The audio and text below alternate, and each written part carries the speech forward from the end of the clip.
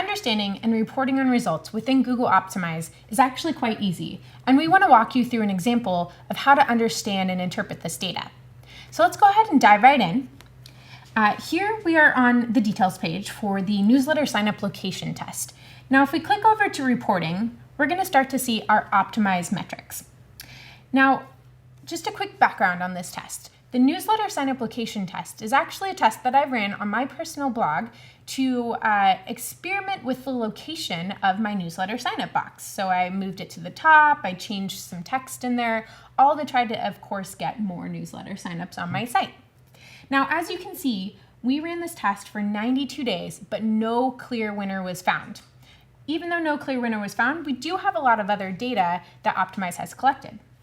So for example, if I scroll slightly downwards, the first card I see is the improvement overview card. This provides a quick snapshot of the impact these variants had on the various objectives that I chose to measure. So like Krista mentioned, the primary objective that she was measuring was the newsletter subscriptions captured here. But in addition to this, Optimize also allows you to track secondary objectives, in this case, relevant searches as well as bounces.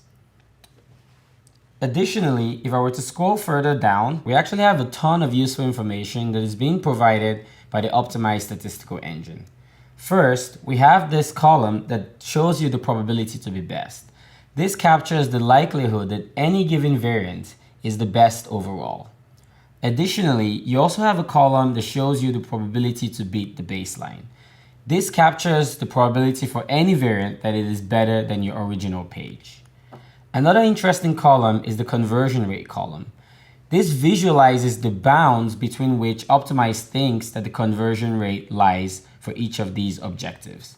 So in the case of subscribe on top, Optimize thinks that the conversion rate lies somewhere between 0.4% and 2.4%. And that's a fairly wide range, which makes sense given that this test was unable to find a clear winner. Additionally, there is a handy chart at the bottom that showcases how the conversion rate has changed over time. This provides a really easy way for you to monitor how your variants performed over the course of the test, and can be a nice way for you to catch any sort of outliers or any sort of external things that could have impacted your test performance. So another great thing about this card is the ability to change the objective that we are analyzing by. So if we change it to bounces, we actually will start to see something very interesting. Now, while we didn't find a winner for our primary objective or one of our secondary objectives, we actually see a very clear loser for our secondary objective of bounces.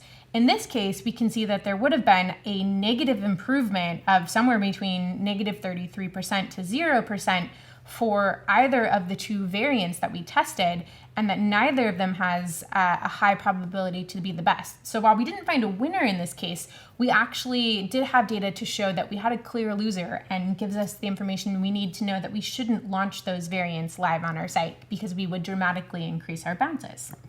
One last thing to look at here is the ability to view this report in Google Analytics. So if you click on that link, you'll actually be taken into Google Analytics, into the report for this test, where you'll be able to see a lot of this data. Now, this is interesting, but what's more interesting here is that we're sending custom dimensions to Google Analytics for things such as variant ID and test name that you can then use in segments and secondary dimensions to analyze your test data across all of the elements of your site, which can be really, really powerful to understand even more detail of what is going on here.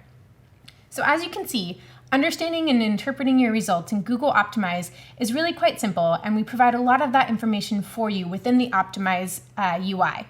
And this concludes the Getting Started series with Google Optimize.